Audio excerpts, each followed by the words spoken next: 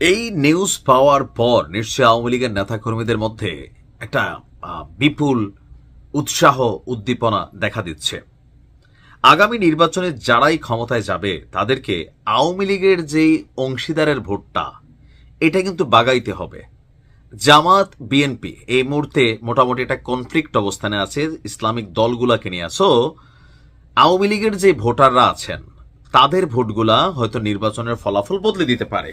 আর এত বছর পর ক্ষমতায় কেই বা যাইতে না চাইবে, তো সেই জায়গা থেকে আওয়ামী লীগের প্রতি ইদানিং দুই দলেরই অনলাইন ভাষ্যটাও নরম, আবার অন্যদিকে এলাকা ভিত্তিক অনেক জায়গায় অনেকেই সেটেলমেন্টও করার চেষ্টা করছেন ভোটের জন্য। যারা ভালো মানুষ তাদের হয়তো ডিস্টার্ব না করলেও খারাপদের সাথে ডিস্টারবেন্স আছে, পাল্টাপাল্টি হিসাব নিকাশও হচ্ছে। এই যখন অবস্থা, মির্জা ফখরুল ইসলাম যেহেতু দলটির এই মুহূর্তে খুবই গুরুত্বপূর্ণ একটা দায়িত্ব পালন করছেন, সেখান থেকে তার একটা প্রতিবেদন সামনে আসছে, যেটা তাও কলকাতার একটা গণমাধ্যমকে তিনি দিয়েছেন। এই মুহূর্তে তিনি আমেরিকা আছেন, কিন্তু আমেরিকা যাওয়ার পর এই পোস্ট যখন আসছে এটা নিয়ে কিন্তু হেভি পরিমাণ রিয়াকশন হচ্ছে। সম্প্রতি গুলশানে ভারতের কলকাতার বাংলা দৈনিক পত্রিকা এই সময়, গণমাধ্যমটার নাম এই সময়, সেখানে তিনি একটা সাক্ষাৎকার দিয়েছেন। তো সাক্ষাৎকারটি আমার দেশ পত্রিকা তার আবার প্রকাশ করেছে।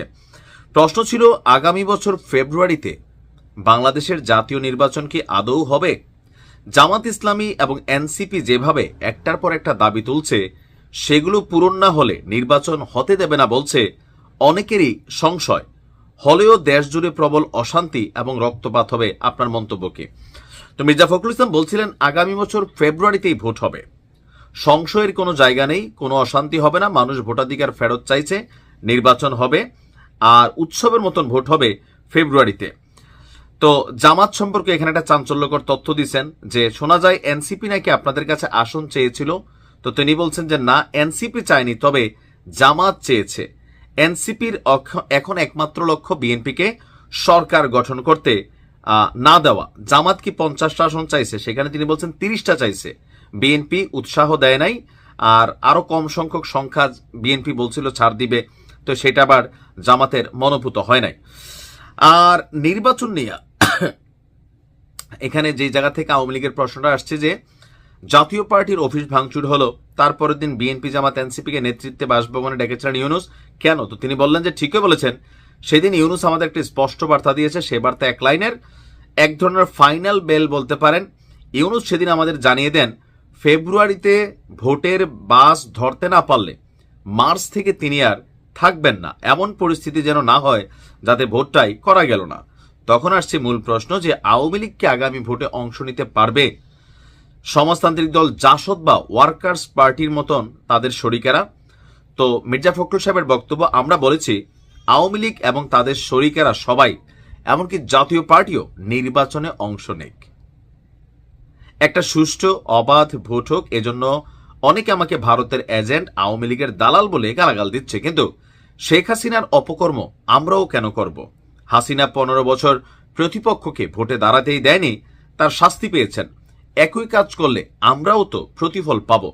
তবে মানুষের এত রক্ত দেখেছেন, এত প্রাণহানি, তাদের মধ্যে আওয়ামী বিরোধিতা আছে। এই বক্তব্যেই পুরা মাঠ গরম, যে তার মানে বিএনপি চায় আওয়ামী লীগ ভোটে আসুক এবং জাতীয় পার্টিও ভোটে আসুক। এই খবর যখন আমাদের দেশ পত্রিকা দিছে মাত্র 1 ঘন্টা আগে, সোশ্যাল মিডিয়াতে মির্জা ফখরুল ইসলামের 14 গোষ্ঠী উদ্ধার সহ অনেকেই, মিডিয়া ইনফ্লুয়েন্সার থেকে শুরু করে প্রত্যেকেই নানান অ্যাক্টিভিটিস কিন্তু চালাচ্ছেন। এখন আমার ধারণা তিনি এই কথাটা কেন বলছেন, যেহেতু ভারতের গণমাধ্যম প্লাস হচ্ছে একটা পত্রিকা, সেখানে একটা কথা বললে এটার একটা ইফেক্ট তৈরি হবে। এখন না বুঝে তো আর বলেন নাই, বুঝেই নিশ্চয়ই বলছেন। এখন আসলে বিএনপির ভেতরে ভেতরে কি চলতেছে, বা ডাকসু নির্বাচনের পরে জামাতের সাথে আওয়ামী লীগের গোপন প্রেম নাকি বিএনপির সাথে গোপন প্রেম, এটা নিয়ে অনেকের মধ্যে সন্দেহ তৈরি হয়েছে।